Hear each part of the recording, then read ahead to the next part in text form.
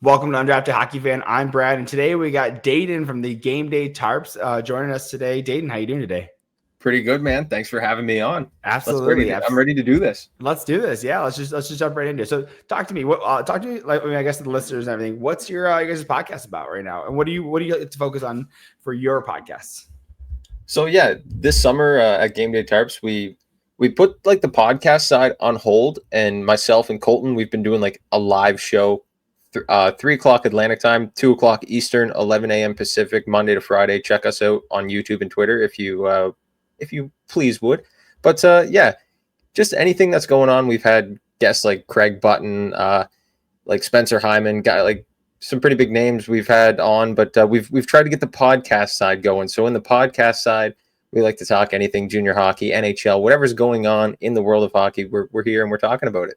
I feel like you just said I'm having you on, and I feel like I'm using you for sure, man. Like you Craig Button, dude, he's a rock star, dude. I know he was covering all the coyote stuff, dude, and everything. Like, so he's a rock star, man. That's phenomenal. How'd you connect up with him? Like, just Colton, one of the other guys from the podcast, he just slid in the DMs. Dude, that is awesome. I love that, man, too. I know I found out. So again, I don't know, for people who are listening to me, of course, I'm covering Red Wings a lot, but I'm from like a small-ish town outside Detroit. And so it's called White Lake. That's where I grew up. And one of the guys that I know got drafted out of there. Like, he was a 3rd-round pick for the Philadelphia Flyers. So like he got traded to the Oilers and he plays in the AHL, and now he just signed with the Colorado Avalanche, probably play with the AHL there. But it's cool to see, like, you're like, oh, dude, like, and it was like, I've reached out to him. I was like, I got nothing. I'm like, you got Craig Button, dude. I love that for you guys, man. That's amazing. Yeah, I don't know how it really, I guess the one thing I could say is just to keep reaching out. And I guess you knock on 50 doors, you're going to at least get one yes. Dude, it's funny you say that. I am in sales. So it's very funny that you say that. So awesome. I am. So, and I love that you're doing the live content and everything and doing the live show. That's amazing. Like, that's something that I've looked into. I've done the live broadcasts as well a little bit, and it's a ton of fun, man. It is. It's a great time. So love that. And so with your guys' content, so you're out of we just went over this Halifax. Your closest team would be the Halifax Mooseheads, right? Yes, sir. So how long have you been following them for? Oh, I've been following them ever since, like, most people would say 2013, when Nathan McKinnon and Jonathan Drouin won the Memorial Cup here. But a few years ago, they went on a pretty deep playoff run. They actually had a guy who is in Detroit's system right now, Alex Doucet. He became one of my favorite players, and now Doucet, friend of mine on TikTok, actually. Don't know how that happened, but follows me back on TikTok. Look at that, dude. That's awesome. Ever since then, I've been a fan of Doucet, so I'd love to see him get into the lineup soon in Detroit. Dude, that's something I remember when they signed him out of the queue and everything, and he lit it up. He did a phenomenal job. So I'm looking at stats real quick right now. This year in the AHL, 21 points, 64 games. I know he did have a stint down in the ECHL, which I was a little bummed, and I was like, I don't know what happened with the production, but I'm looking it up. I know he had like a killer. You talked about it too. Like, he was just like killing the queue. Yeah, 62 points in 36 games. I mean, almost 2 points a game, dude, which is nuts. And so when they picked him up, I was like, that's phenomenal. And then 41 points in 52 games with the Toledo Walleye. And then again, 21 points, 64 games. He looks adorable, man. I would love to see him make it in a bottom 6 role or something like that, as a good scorer and everything. So what did you see out of him when he was there? I mean, because clearly he lit it up. Yeah, I mean, most people you talk to, if you talk about like the CHL and the 3 feeder leagues that go into it, the WHL, the OHL, and the QMJHL, most people would say the QMJHL is the most offensive minded, and there's not much defensive structure in that league. Therefore, players, if you get a guy like Doucet, who's kind of levels above the rest, or Jordan Dumais, who was also on his team, and they were both first-team All-Stars that year, it's kind of hard to say that they're not levels above the rest because the defensive structure isn't so good in that league. But I'd still say if he was in the WHL or even the USHL or the OHL, still would have put up those numbers. I really like him. I like his speed. He's not like the most flashy guy, but he's effective, and the stuff he does on the ice works, and it works well. Yeah. If you get an opportunity, I just did a podcast with the Grand Rapids Griffins pipeline. They're on the Nice. THPN. And so if you get a chance to talk to them, they're covering the Grand Rapids Griffins. So Alex Doucet, of course, playing 64 games over there. Definitely hit them up. They're great. And if you haven't checked out the episode, go. Not just you, Daeden. Everyone else is listening. Go check out the episode. It was a ton of fun with the guys. We had a great time, and it's actually our second time doing a pod together, and we just again click Red Wings content. I mean, it's like, it is 100+ years. It's a centennial year talking about that too, of course. So, speaking of the QMJHL, so one of the things that we talked about, I wanted to bring up with you, we talked about some of the comparisons with it comes with like the CHL, WHL, and the OHL, and we talked about how Michael Misa lit it up and everything, and I don't know how much, and I'm again go more Detroit focused because again I'm a Detroit fan, but I can talk about a ton of players. I'm just the ones I'm most familiar with. So what I mentioned is I don't know if you followed the Moncton Wildcats. Yeah, Moncton, is that right? Moncton Wildcats. So I'm looking at one of their players that they had in the QMJHL. It's Rudy Guimond. He was a 6th-round pick for the Red Wings in 2023. He had a phenomenal. So again, and I agree with you on the QMJHL, more offensively minded. I think based on what the discussions I've had, it goes like offensively minded is QMJHL. WHL I think is more defensively minded, and OHL is a little more middle. I'd say, correct? exactly. Okay, so one of the things that really impressed me with Rudy is in 24-25 with the Wildcats, 16 games played, 9.4 save percentage, and a 1.73 goals against average. And I was just doing the review of the prospects, and I saw that, and I was like, okay, this is a league that scoring is just so high, and he's putting up a sub-2 goals against average. I'm like, that's crazy. I mean, that's I don't think you hear about those types of numbers out of the queue. What do you think? I'll tell you this right now. I'm so glad you brought Rudy Guimond up because this kid last year came into Moncton halfway through the season, and nobody was like, or everybody was like, why'd they just bring him in? Because they also made a trade with Halifax for, I'd say, the best goaltender in the league to bring him in for a championship run. So now they have two of the best goaltenders in the league. Rudy Guimond did not lose a game that he started last year until the Memorial Cup. This kid is a gamer. He'll win games for you. And man, is he a rock wall in between the pipes. Well, and that's something that I'm so glad you brought that up because to me, like one of the strengths that coming out of the Red Wings prospect pool, I think, is their goalies. We're talking about Sebastian Cossa coming out of the WHL. You got Trey Augustine, NCAA with Michigan State Spartans, Rudy as well. And again, I'm just so excited for those, and I think it's a huge strength. I know out of the 3rd round this past year, they got Michael Pradell was a really big ad in the 3rd round, very, very well spoken of. And of course they traded for John Gibson, so as like a holder for right now until Cossa can. In my opinion, I think he'll play a couple of games this year, but I think he's not going to get that backup job until the following year. But it'll be really interesting to see. And so, do you think that there'll be 1A, 1B, Rudy, and the other goalie that the Wildcats traded for, or do you think they're gonna, Rudy can take over the net there? Rudy's taking over the net for sure because the other goalie, Mathis Rousseau, is now in Maine. He went to the NCAA. Okay. As one of the players that signed a deal in the NCAA. So Rudy's got the crease. He's going to run with it, and I expect him to be the starter all year long in Moncton. Love that. Love to hear that. Well, and so talking about the comparison, so we know that this, the QMJHL more of a junior league, right? And they step into NCAA. What do you think the benefit of him of a goalie going to the NCAA as opposed to continue building his skill sets in the WHL, the OHL? Because we saw that with Sebastian Cossa. He did I think it was 2 years in the WHL, 2 or 3 years in the WHL, and why wouldn't that be more of an option or why would Sebastian in this case choose to stay in a league like that as opposed to moving on to like something like the NCAA? Or is that something that the guys are sought after and there maybe was an opportunity for him to do that? I don't know. What are your thoughts on that?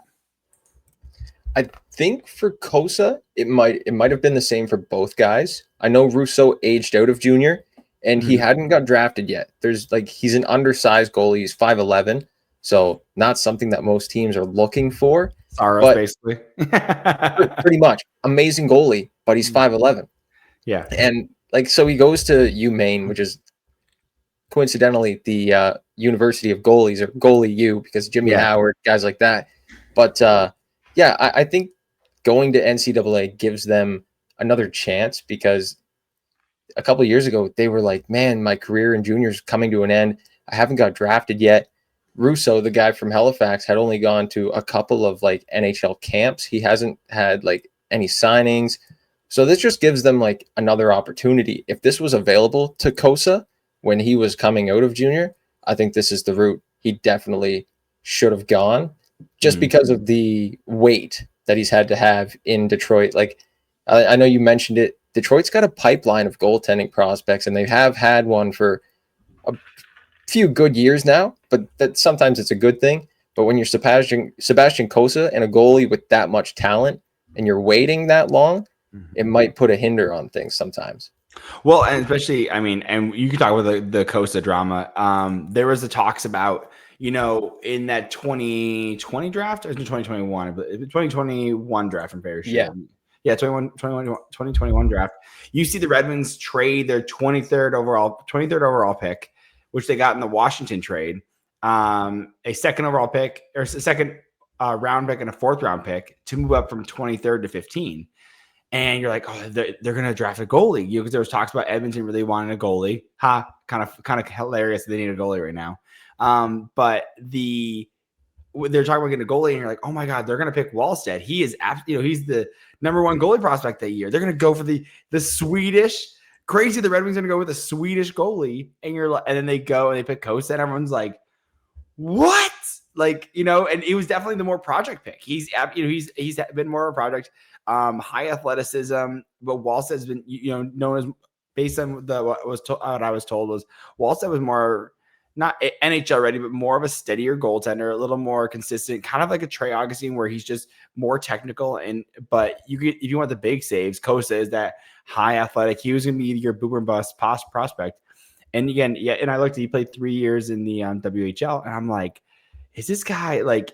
I'm worried. I've always had the faith. I'm such an optimist. I want Cossa to work out, but I know it's starting to leak, man. I'm feeling like I'm feeling the pressure, at least when it comes to Sebastian Cossa. I don't know what your thoughts are. Again, it is a long time, but goalies they take a long time. We're not everyone's Dustin Wolf, right? So. That's right. I mean, it could be a thing of Sebastian Cossa like maturing into his body kind of and developing as he gets older. I know goaltenders sometimes take a little bit more, like you said, a little bit more time to get into their own. But I think Cossa was a premier goalie coming out of the WHL. He was top ranked among a lot of prospect analysts, and I think he should have had a shot. I don't know if I'm speaking out of line here, but I think Cossa should have had a shot somewhere along the way. Yeah. No, mind you, last year the Red Wings were running 3 goalies. They had Husso, Lyon, and Talbot. So, and the only time that he got brought up was because there were so many injuries. They had waived Husso at that point. Talbot or Alex Lyon got injured, so he was backing up Talbot, and then Talbot got injured, and then that's when Cossa came in for his first game. His stats weren't that great, but he was the first. So the record that he got in the NHL was he was the first. Not fill-in goalie, but like first goalie to fill in as a backup in the game and win for his first game or something like that. Yeah, so it was like a really niche, right? Like niche stat, but like he didn't start, but he came in as a fill-in and took a takeover. So it was cool. I mean, he got lit up a little bit, but it was I do think he gets his 5-6 games, I think, because Red Wings are running Talbot and Gibson too, not young goaltenders. I think Talbot's going to be 38 this year, so he's going to pull a Patrick Kane and hurt his hip, because he's so old. So, but yeah, it'll be interesting to see that, and I really hope to see him a little bit more. I think just it kind of helps, like you talk about easing them in, right? Just kind of slowly rolling them in and everything. So I'd be curious, but I just have a question for you. This is your show, but I have a question for you. Shoot. Yeah. Montreal, they also ran a 3-goalie system, I think 2 years ago, with Daeden Comeau, Jake Allen, and Sam Montembeault. Yeah. Completely screwed up the rhythm. Nobody got on track with any type of rhythm. Like, one guy was playing 2 games back-to-back, and then the other 2 would come in and play the other back-to-backs, and it was just kind of a mess. What are your thoughts on like a 3-goalie system? Does it work or like nah? So to me, I don't think it works. I think if a goal, I think so. I think they screw up Primo's development, in my opinion, because he got traded, didn't he? Yeah. Primo? Yeah. Where did he get traded to? I forget. I can't remember. Now I can't remember. You look it up, but I'll talk about it. Yeah, no, I think it screws your rhythm up, right? If you're playing 3 to 4 games a week and you're only playing in one of those games, like maybe you get hot and the coach says, "Hey, I'm going to put you in for 3 of the 4 games this week." You might not play for a week or 2, right? And it's goalies want to play, players want to play. Every goalie wants to be the starter. They don't want to be sitting there waiting on the bench, keeping the bench warm. It's not. I mean, you see that with the San Jose Sharks. Their goalies aren't even near the bench. They're in this basically in the stands, or whether the Zamboni is on a folding chair. Like, embarrassing. Come on, like, you know. I just think that it's not good for goalies' development. So I'd rather, again, I'd love to see Cossa, right? But I don't want you to bring him up for a game or 2, like bring him up for like a stint. Like, you know, like, hey, if Talbot needs to take 2 weeks off, like maybe he only needs a week, give him 2 just to, like, you know, really get him used to the NHL. And you really want, I think any goalie, you want to see them take some steps and say, kind of like maybe grab the armchair and say, holy shit, this is the NHL. Like, this is fast. I got to get better. Right. You know, and I'm really curious on, I think that's just, you need playing time. I mean, you need to get in net and you need to get pucks on net or get pucks on them, I guess, you know, just to get the experience of the NHL. But what are your thoughts on that? I 100% agree. I think when it comes to, like, I'm going to put a little life lesson in here. I'm a hands-on learner, right? Yeah, preach. So if you're a goalie coming into a new league and you've never played, how do you expect to get better? You need to do it. You need to actually do the action, and then you might like get better at it. It's just like learning. Yeah, absolutely. I'm a kinesthetic learner, man. I gotta do it. Like I always tell my wife, I was like, I'm so tenacious. Like, I don't want a puzzle that I have limited tries. Give me unlimited tries, I'll get it, right? Like I'll put the reps in. I'm joking about all my family members. I tell them, I'll beat you in a marathon. I'm the turtle. I'm gonna get there, and but you need to get the reps in, and that's why I think it's so important for Cossa. He's gonna have that starting net, right? And you're seeing that again. We'll keep going Red Wings, but like with the Red Wings, you're seeing that Cossa he's gonna take over that starting position in net in the AHL, which is one of the concerns in the Red Wings community. Is like, okay, why is Trey Augustine staying another year at State? Like, he's good. Like, they should let him come on up. But then he's going to back up, do you want him backing up Cossa? No, you want him to get as many reps. You want to get as many games to really like take the full effect of his development. And then as Cossa plays a year in the AHL this year, graduates to the NHL the following year. Oh, look at that. There's a goalie spot available. Bring Trey Augustine into the AHL at that point. And then at that point, maybe he stays there for a year, maybe 2, and hopefully comes up as soon as possible. But I think because to me, the star tandem is Trey, Augustine, and Cossa playing 40-40s, or, splitting the net. I think that would be phenomenal. Yeah. And I think I like John Gibson. I like what he's done. He's an upgrade. He's an upgrade on Lyon and Husso. And we can say that at least. And I'll be honest, he was the best goalie available. Like, it doesn't mean he's good, but he's available. Go ahead. Sorry, I interrupted. No problem at all. I think, like you said, Talbot, 38 years old. He's getting probably to the end of the line, especially as a goaltender. Like, to be able to move side to side, post to post like that at 38, props to him. But I would like to see maybe John Gibson take the starter's net and then bring Cossa up, let him get some backup reps this season. Yep. And then maybe see what happens with Gibson. Maybe he doesn't work out, and maybe Cossa ends up being your guy. And then you've got Trey Augustine, who's got another season under his belt in the NCAA. Michigan State's got a chance to put up another go for a championship, a national championship this year. So good things could happen in Detroit. I love your optimism. This is the optimism Red Wings fans need, man, because that is I'm pretty optimistic. I don't know if I'm that optimistic, but I definitely would like to see that, right? I just don't. I'm so afraid of burning because like we were messaging before. I'm so afraid of burning some of your prospects out and bringing them up too early. And goalies are voodoo, man. It could be anything that like it could go a bad direction, right? We saw that Devin Levi was one of the highest, goalie prospects. He gets traded to Buffalo, and maybe it's Buffalo system. I don't know. Like in the way that we've seen, the narrative is that people leave Buffalo and thrive, but maybe it was the opposite with Devin Levi. But we saw that he just signed, I think it was a 3-year deal at like $860 or a year. And I was like, you're Devin Levi. Why are you taking this discount? You're going to be a great. And, we haven't seen him really put up the numbers that we saw before. And goalies can be so finicky like that. And I'm just like, I'm afraid, especially for the amount of draft capital you spent on him. I mean, mind you, once it's gone at this point, but Red Wings fans are a little salty because the 23rd overall pick was Wyatt Johnston, who looks phenomenal with the Stars. So they really need him to work out, I guess. If he doesn't, you have Trey Augustine, but like you spend all this capital on, you really want him to work out.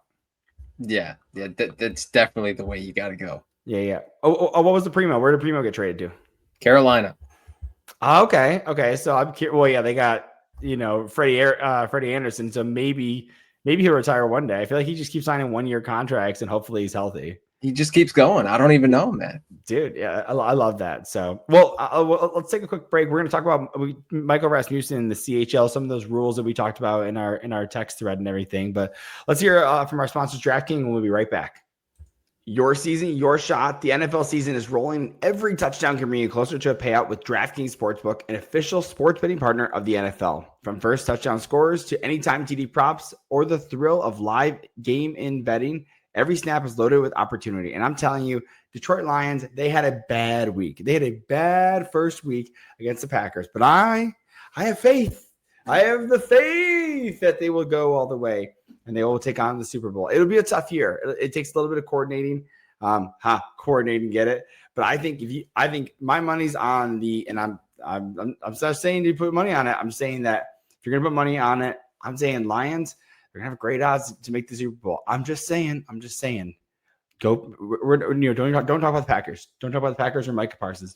I don't want to talk about it. But if you are looking to put money on it, do Detroit Lions. And for new customers, this one's for you. Bet just $5 and you can get $200 in bonus bets instantly. Plus, score over $200 off NFL Sunday Ticket from YouTube and YouTube TV. Download the DraftKings Sportsbook app and use the code THPN. That's code THPN to get $200 in bonus bets instantly when you place your first $5 bet. Plus, over $200 off NFL Sunday Ticket from YouTube and YouTube TV. In partnership with DraftKings, the crown is yours. Gambling problem? Call 1-800-GAMBLER. In New York, call 877-8-HOPE-NY or text HOPE-NY 467-369. In Connecticut, help is available for problem gambling. Call 888-789-7777 or visit ccpg.org. Please play responsibly. On behalf of Boot Hill Casino and Resort in Kansas, fees may apply in Illinois. 21 and over. Age and eligibility varies by jurisdiction. Void in Ontario. Bonus bets expire 7 days after issuance. See sportsbook.draftkings.com/promos. NFL Sunday Ticket offer for new subscribers only and auto renews until canceled. Digital games and commercial use excluded. Restrictions apply. Additional NFL Sunday Ticket terms at youtube.com/go/NFL Sunday Ticket/terms. Limited time offer. And we are back. And so, by the way, I was just looking at your Twitter. You're bilingual. I mean, clearly you're out in the that you're in the Quebecois area and everything. So yeah, the Canadian. Yeah, you can be a Canadian fan and not be a francophone. But my wife and I just went to Paris last year, and so we're learning French. I'm doing it on Babbel. She's doing it on Duolingo, and her vocab is much better than me. Like I'll run things through her. But I'll tell you, I nailed the pronunciation, dude. I'm pretty excited about it. So I'm getting there. I am French. My last name is Mesclier. So, but it's but in America we say Mesclair. So, That's fair. yeah. So I'll sound too hoity-toity if I say it that way in Michigan at least. So, but yeah. So we're talking about Michael Rasmussen. So one of the things that was a concern for Red Wings fans back in the day is that Michael Rasmussen was subjected to this rule in the CHL where guys can't come up and just immediately jump into from the CHL to the or they had to jump from the CHL to the NHL, and they couldn't go to the AHL first. I don't know if I assume you're a little bit more familiar with this rule. Can you elaborate a little bit more on what happens with these players, or what's the rule behind it? Is there any changes? Are we going to see changes? But let me know what your thoughts are on this.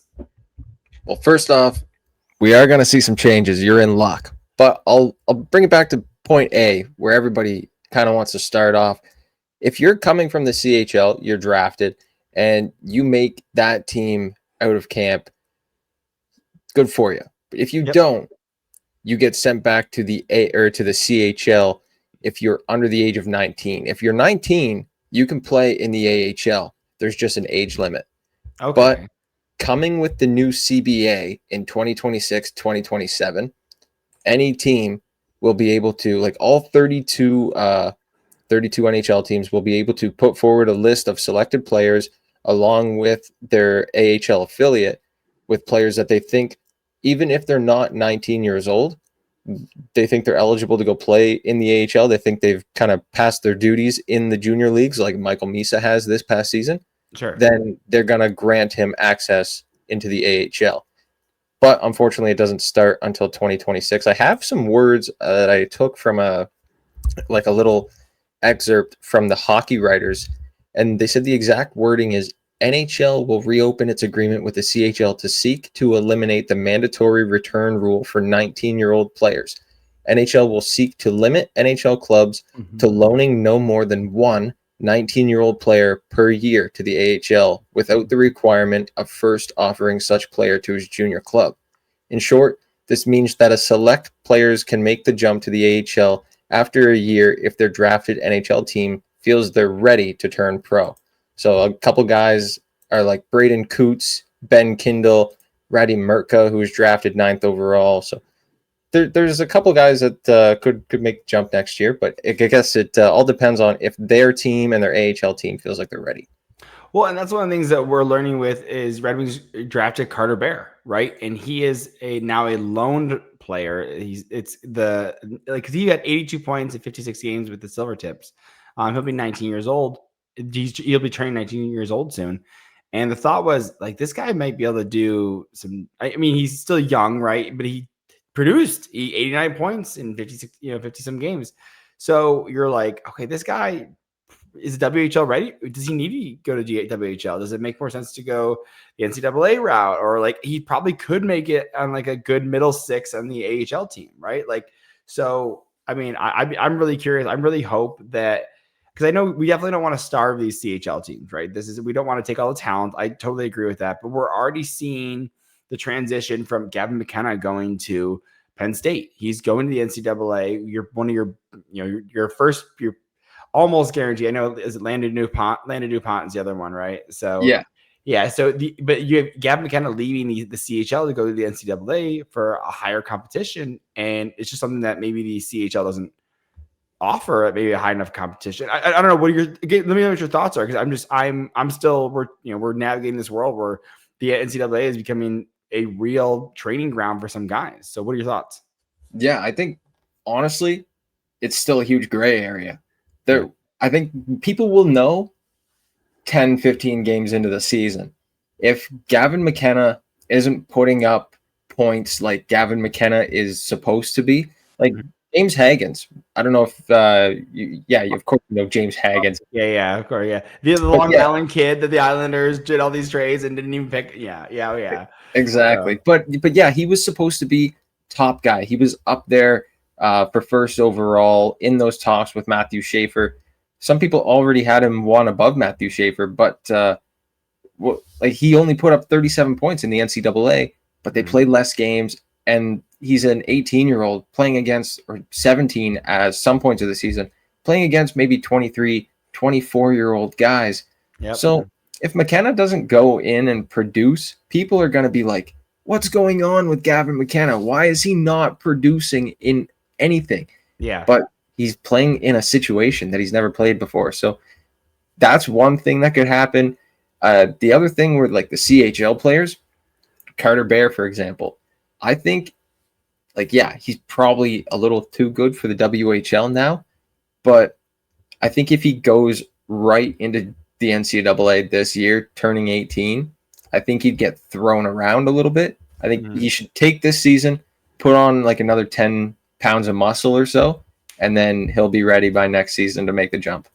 Well, and that's something we talked about. Guys want playing time, right? And so is Carter Bear better off in a third line role on an NCAA team, or is he better off on a first line role for the WHL team, right? Where he can really light it up, build his confidence and build his technical skills. And if he walks guys, he walks guys, but that's okay, right? Like, like that's, and I don't disagree with that. And which is, I know the Red Wings, I don't know, this is a thing that happened when Ken Holland was here. There was a lot of talks about Red Wings over ripen their guys. And so that's my concern is that it's that fine balancing, I think. And we're seeing that not enough rookies have made the Red Wings as we've wanted. He had that big spurge of just, sign Kopp and, Sherratt and Comfort and all these different, like Justin Hall, don't even get me started. But like like all these free agents. And to me, I was like, what are you doing? Like, you're filling gaps that young guys should be kind of coming to transitioning. And we just saw it with Albert Johansson. He couldn't be waived. If he was waived, he was going to get claimed. So he had to be on the Red Wings, and we saw him thrive. And now he's playing his off wing second pair. He probably shouldn't be, because the Red Wings depleted defense. But like, to me, this is like where you're supposed to slow roll these guys. And I think I'm afraid that there's going to be more prospects than spots for the Red Wings. And I'm just like, and that's my fear, I guess, because Red Wings have a decent amount of draftees and everything, and we want to see them all pop. But I don't know. It'll be interesting with all that. I don't know if I gave you anything to jump off of, but if you wanted to comment on any of that.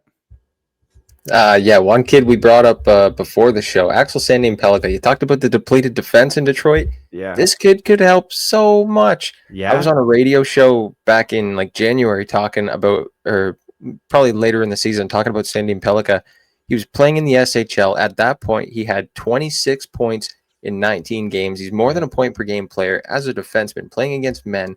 I watched him here in Halifax in 2023 at the World Juniors, and man, he was so smooth. Yeah. And ever since then, I think he's been the best young Swedish defenseman since. And nobody even, like Simon Edvinsson is close. He's a little older than Sandin-Pellikka, but I still think Sandin-Pellikka has a more complete game.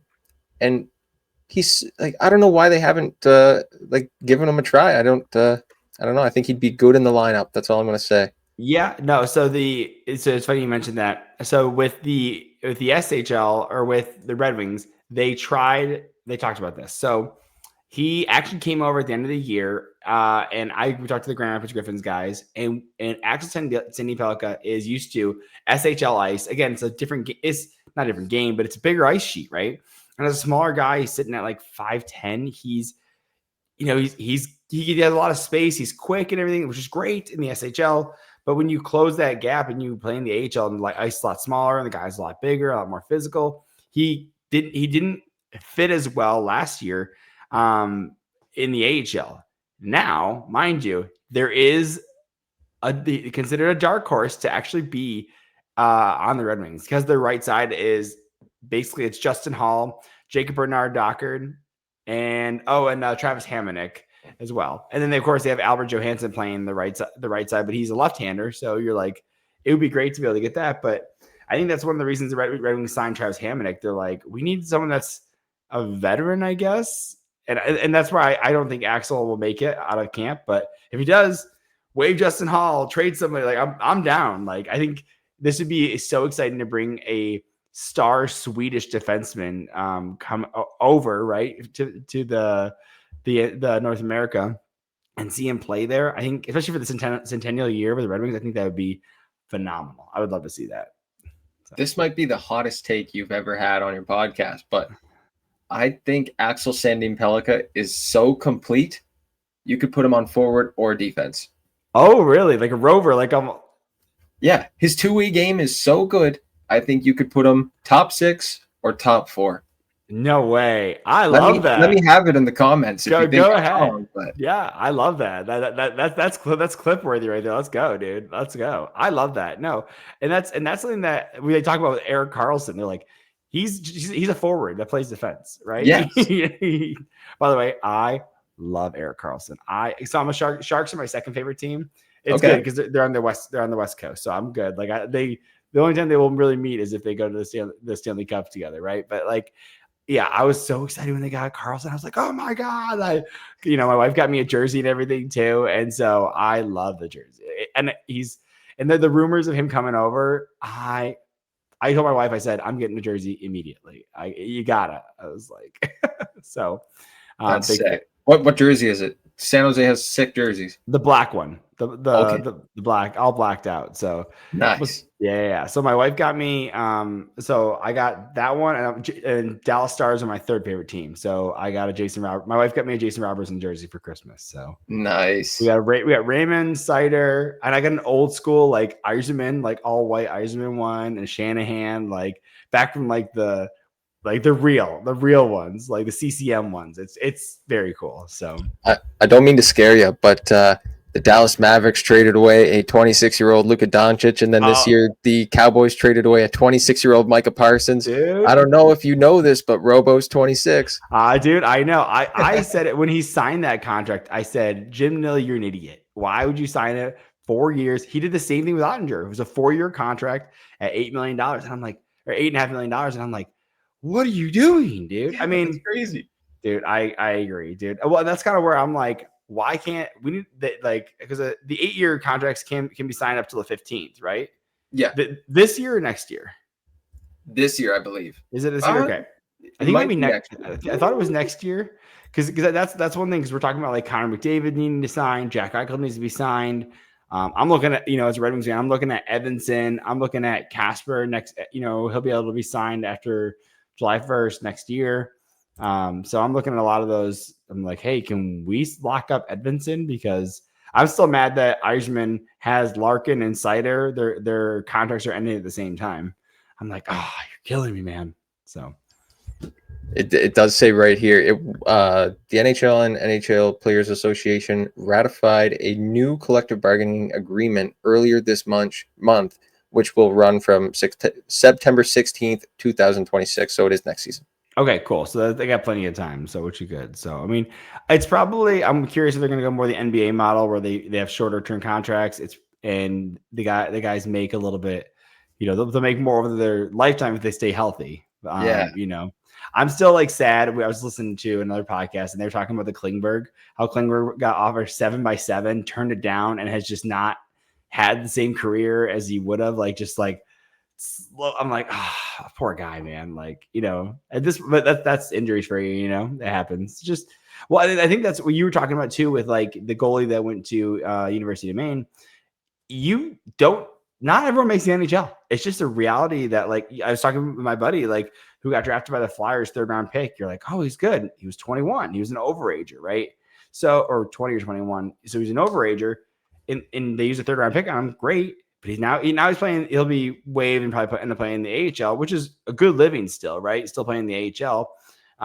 But you're not making the millions that you thought you were, and you're getting your body beat up. Like a lot of these kids, like going the NCAA route is good because you can get a college education, right? And I'm surprised that the Canada maybe they do, but I'm surprised Canada doesn't have more like big university programs that are where guys are like coming out of Canadian universities and really popping off. I don't know how robust that program is or how that whole path works. Can you comment on it? Yeah. So here we have in Canada, we have U Sports. Shout out U Sports. I'll be back in November in Toronto working with them again. But I did commentary for the University of Toronto Varsity Blues. Okay. And they're in the OUA, so Ontario University Athletics. Okay. And it's basically split up by like the East Coast, Ontario is on its own, and then the West. So like from Ontario over, that's another division. Mm-hmm. All three will compete on their own, and then at the end of the year, nationals. So like 2 teams from each will compete, but there's not much competition, I should say, based on like skill and like advancing to the next level. Okay. There's a few guys from the Toronto team that I commentated that like got ECHL contracts and stuff like that, or contracts overseas. But a lot of the guys, like especially out here, it's former QMJHL guys that probably never made the jump or didn't get a pro contract, so they just signed a university contract. Okay, gotcha. Well, because it's interesting because you would think with guys that are coming out of college, I mean, you look at like a Johnny Gaudreau came out of Boston College. You saw Jack Eichel come out of NCAA as well. Like these players, it feels like there may be a shift. I mean, because I'm sure universities up in Canada are just as good, right? But I'm curious. Maybe I don't know. I'm not trying to talk crap about the Canadian, education school. No, it's fine. It's fine. We're definitely not as good. Definitely not as good. I will definitely higher marketing definitely in American colleges and all the partying and stuff like that. But yeah, to me, like if it would feel like it would be a good government incentive to like boost up colleges. And well, I guess is there a rule if you go to college, you can't, there's a limit, right? You can't, once you sign up to college, you're not stuck, but is there a rule around that by being able to like go and play pro or anything? No. So actually now, I actually forgot to mention this as well. CHL teams, when you sign with them, they'll sign you to a scholarship and development deal. So they'll put you through high school until you graduate high school. And then they will also give you a scholarship for university at a Canadian university after you're done playing hockey. So I think that's most of the reason why a lot of these players go and play Canadian university hockey. But I don't think there's no rule, I don't believe, on going to play, because a lot of people come from like 3rd or 4th line guys from the NCAA will come up to the U Sports and be like 1st or 2nd line guys in Canada. Oh, okay. So there's a lot of like overlap that way. But you can't go to college and then come back to the CHL, right? No.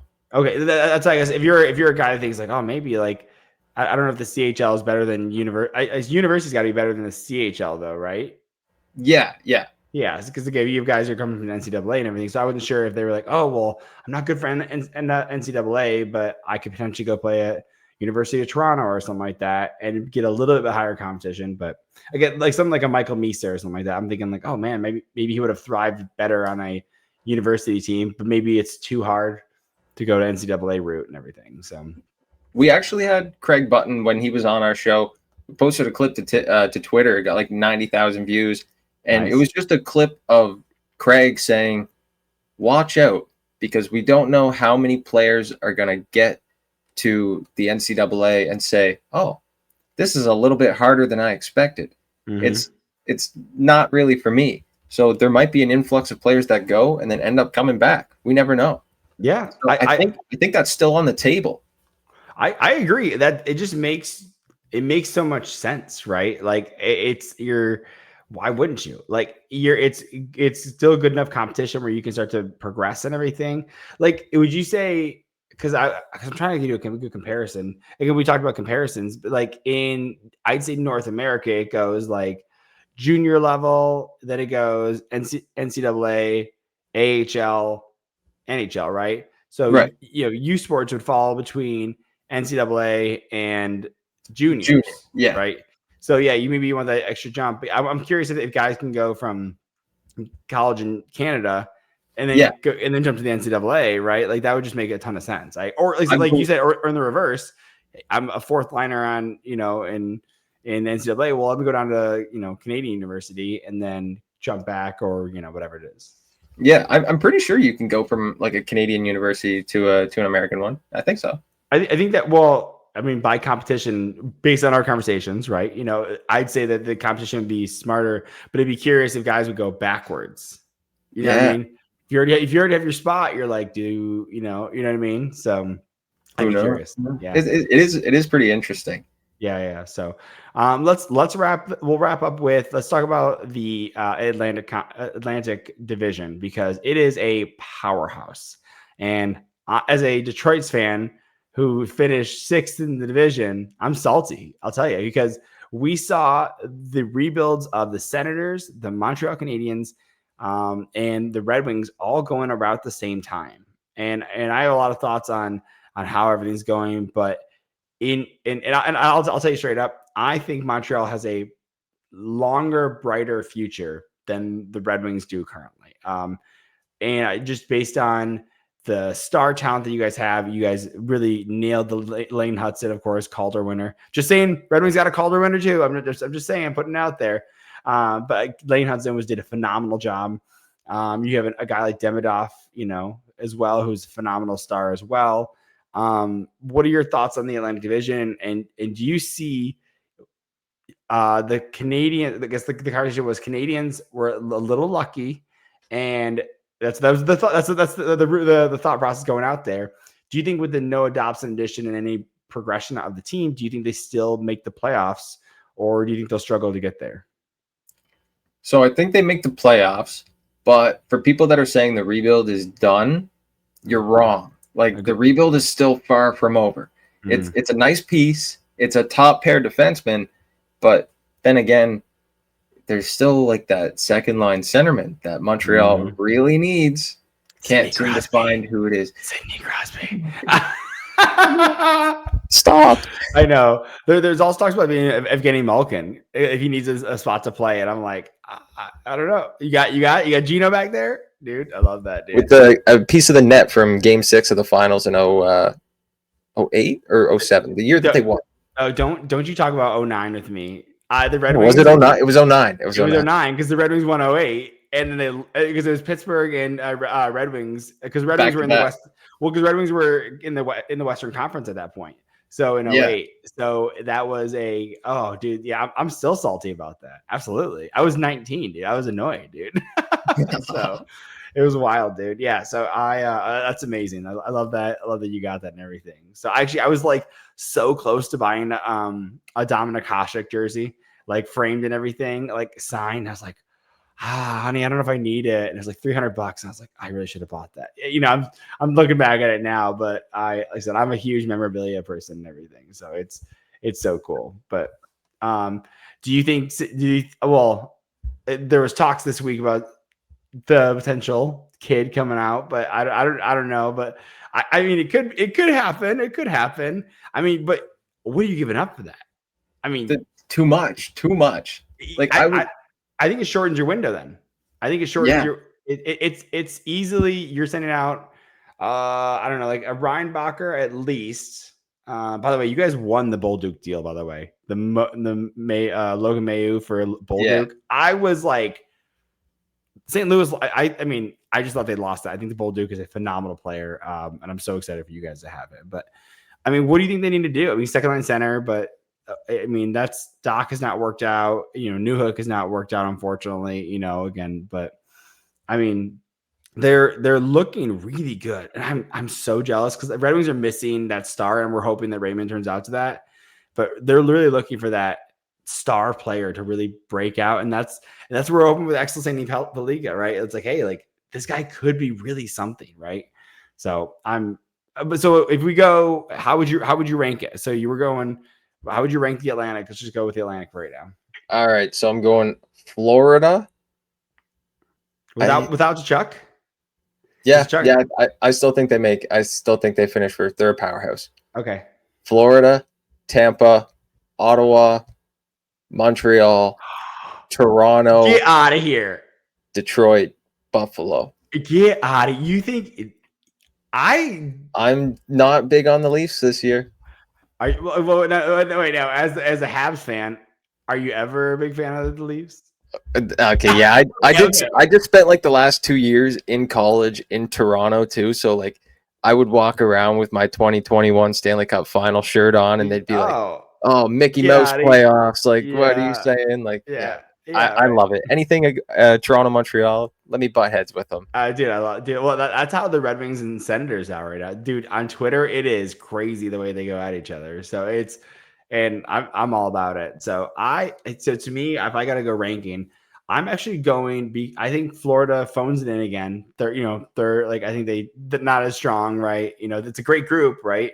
But I think they're just not going to go as hard because of little fatigue and a little like, hey, a little more broken. Again, look at Chucky and everything. I see Tampa. I think Tampa's got a good shot. I mean, they kept what's it? Gord. They signed him six. Yeah, Yanni Gord is that 6-year deal for like 2-point-some million. I'm like, Jesus, that's crazy. You still have Hedman. You still have Kucherov. You still have Vasilevsky. I mean, just that dominant force. And then I think it falls with Toronto. I think Toronto's still good. They still have good goaltending. They'll have decent defense. Matthews, I think, will actually, unlock this year. I think because he won't be, because I think you're gonna put a guy up there like Max Domi and Matthew Nyes up there, two just grinders they're both pass first guys that are. And I think, in my opinion, Matthews pot 60 this year at least. I think that's a real opportunity. There was times 2 years ago in the playoff run, Domi was feeding Matthews every time he got the chance. Like Domi would have an open net, 6x4 yawning cage, and he'd go, here, Matthews, pass it right across. Like it was just ingrained in his mind. He's like, if the puck gets my stick, where's Austin? That's my first option. Is like, where's Austin? Yeah, that was Marner as well, though. Marner looked to pass first, right? And that's that. You need to be a little selfish though, because if they know you're going to go there, like, what are we doing here? So I don't know. So I see Toronto second, Florida third. And to me, I'm going to go back to the rebuild a little bit, because I think currently Senators have a higher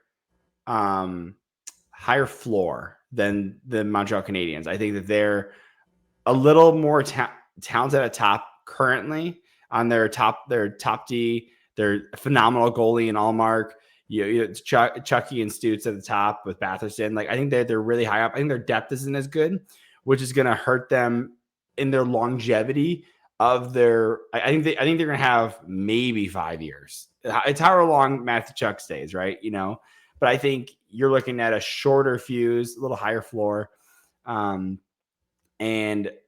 with the Montreal Canadiens, I think if you had to rank the rebuild, I go like it's Montreal, Red Wings, then Senators, because I think there's more depth to. I'm using these terms wrong.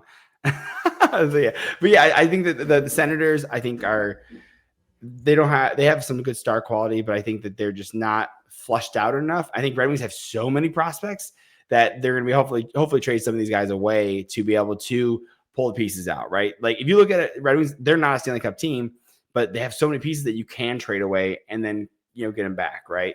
That's my hope and prayer. While the Canadiens just have stars, like you have the Demidovs and everything, and so I'm so excited for you guys. And Fowler, of course, coming up too. Jeez.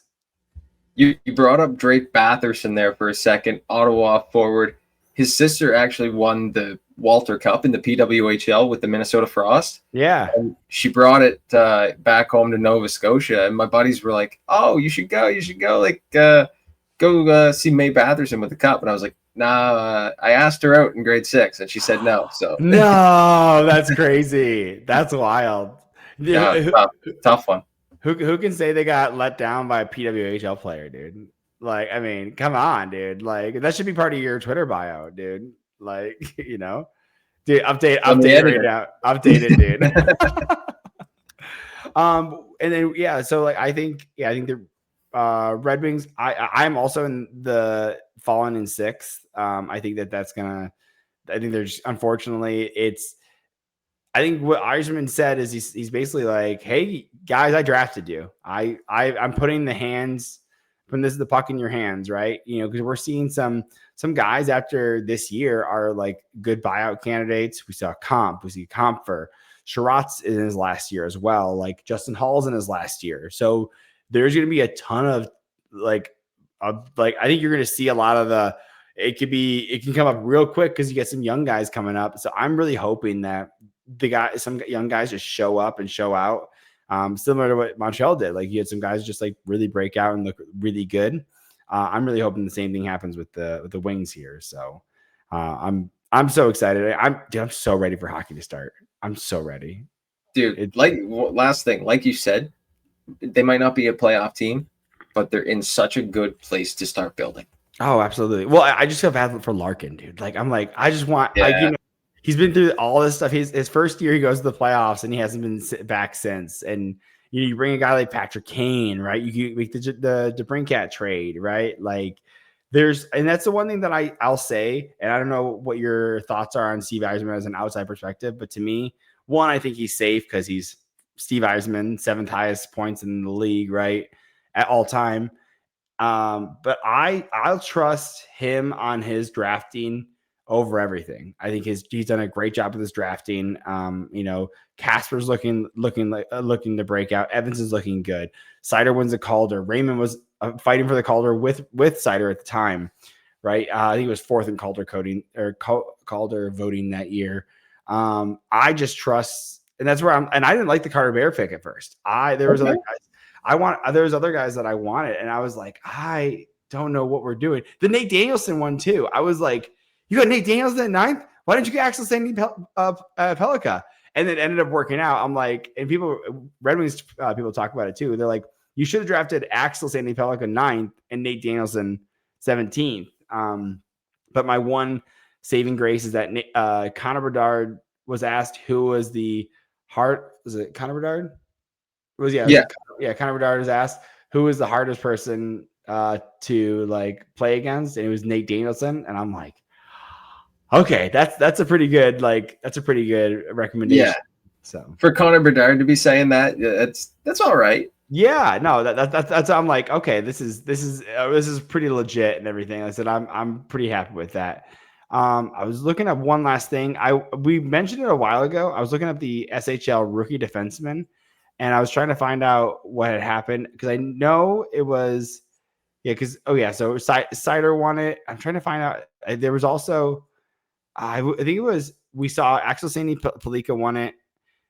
Was it Simon Evanson? I tried looking it up, but I'm while talking, but it was like for the last 5 or 6 years, it was William Wallinder, Red Wings 2nd round pick, Edmondson, Seider, and Axel Sandin-Pellikka all had that. So it was like you're looking at these great Swedish defensemen that are coming out out of the SHL, and that's where SHL defenseman of the year. No, I want the rookie. I'm trying to look it up, but of course I'm talking through it. So I don't know if you're able to find me. The only thing I got here is the defenseman of the year. It might be in here. Rookie SHL. Rookie maybe I missed. No, I probably missed it. I probably misspoke. That was probably on me. So yeah, I'm looking at rookie of the year. Right? Swedish defenseman of the year, the Salming Trophy. Yeah, I think that's what was it. Did you find it? Yeah, like Sandin-Pellikka won it. Nils Lundqvist, Erik Gustafsson. Who else recently? Red Wings legend Erik Gustafsson. Victor Soderstrom. Okay, he's on Boston now. Soderstrom. Anyway. Yeah, he got traded from Utah. Well, he was playing the SHL, and then he came over. He was traded, I think, for like a 5th round pick or something like that. Nothing too crazy. So I was actually go ahead. No, I know you just wanted to talk about this before, but I don't want to keep you too long. You're good. We can keep talking. I'm having fun. So okay. If you guys want to go check out a little bit of like we were talking about the SHL and stuff, and I know we're talking about a lot of the junior leagues. European teams do it so differently, and they'll keep clubs under the same team name, like for U16 all the way up to the pros. If you guys want to check some stuff out, go look up Robert Greeley on YouTube. He does like videos where somehow this guy gets access to like European pro teams, and he'll spend like days with the team at their facility, and he'll like do vlogs and take you through. So that's how I got to know like a little bit about it. So yeah, if you want to. Robert Greeley, you said? I'll follow him now. Yeah, if you want to, he just does like a lot of like behind the scenes videos with like European teams, and I learned a lot about the European game through him. Okay. Oh, is he from Newfoundland? Yeah. Yeah, I just found him. Yeah, so I'll give him a follow and everything. I love that. So, yeah, because I'm all about looking for and I'm looking for collaborators, man. You know, like I said, I have a good time talking about hockey. My goal is to do a video after every Red Wings game this year. Okay. Which the West Coast would be hard. I really wish I lived in BC because then Red Wings games would be at like 7:00 or 4:00 in the afternoon, and I'd be like, "This is great. I can cover this absolutely." You know, so well, if they ever play the Habs and I'm free, hit me up. Let's do it live. We'll do a live stream together. Okay. I'm all about it, dude. Like I said, I usually run this solo, so I'm all about doing a live stream. Or if you guys, when's your show again? You guys do 2:00 Eastern time, Monday to Friday. Okay, wow, that's amazing. Are you in college? I just graduated this past spring. Graduation is in 2 weeks. I'm going back to Toronto to like finalize graduation.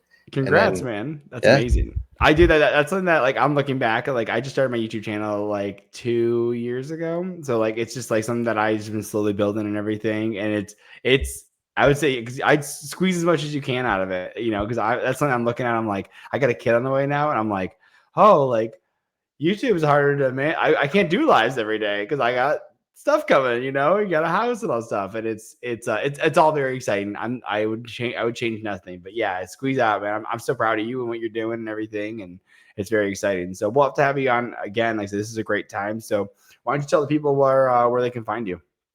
Yeah, thanks. I guess at Comeau Daeden, my @ right there. Get my Twitter. That's where I post most stuff. I'm commentating, like doing some play-by-play for U18 AAA out here on the East Coast, and I also shameless plug. I produce a show on the Fight Network. I think you can only watch it in Canada. So if you're in the on States, Crave TV or whatever, yeah. But yeah, Dogger Pass podcast. Go hit that up. I guess. Other than that, shout out to Brad, guys. Share, like everything. Give this guy some love. He does some great stuff. I checked out a couple of your videos before I hopped on here today, just so I could get a feel of what's coming. Yeah, love your stuff, dude. Oh, thanks, man. Appreciate it. I try to bring the energy as much as possible. I'm trying to bring a little bit of positivity, and I just love hockey, man. It's just like, it's just like it's so much fun. To me, it's the best sport in the world. I think my wife, like that's my wife and I's first date. It was and she goes, we went to a Griffins game because we lived out in Grand Rapids where the Griffins play.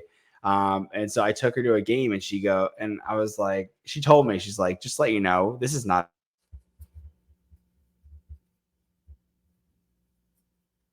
a date. Like, okay, I'm gonna have a good time. So and so we went and we had a great time, and I was like, hey honey, when was what's our first date? She's like, it was a hockey game. I'm like, oh well, I think I remember you saying it wasn't the hockey game. And so it's a good little joke in our relationship. So and she loves it too. She has a great time. That we love going to games together. So and we even got like a little like Red Wings onesie for the babe when he gets here. So we're very excited. So it'll be a good time. So thanks for plugging that. Like I said, I'm excited to jump on again. Like I said, maybe I'll jump on one of your lives, and we'll get at it, man. All right. Let's do it. I don't. Before we leave, do you know Max Bultman from The Athletic? He covers we just had Max on the other day. No way, dude. Yeah. No, I haven't reached out to him. Like again, I gotta get better about reaching out to people and everything. I listen to the Wingbill podcast all the time. So they have Max Bultman on as every or once a month, I think. Yeah, they bring him on. So they're like the biggest Red Wings podcast right now. So we'll have to get you back on as the sequel or the sequel to that episode. Yeah, let's go, dude. I'll jump on. Let me know. We'll connect. And make sure to check us out, and we'll share on the socials, and we'll plan it out. We'll let you guys know. All right. Sounds good. Appreciate it, man. Thanks a lot. No problem. Thank you.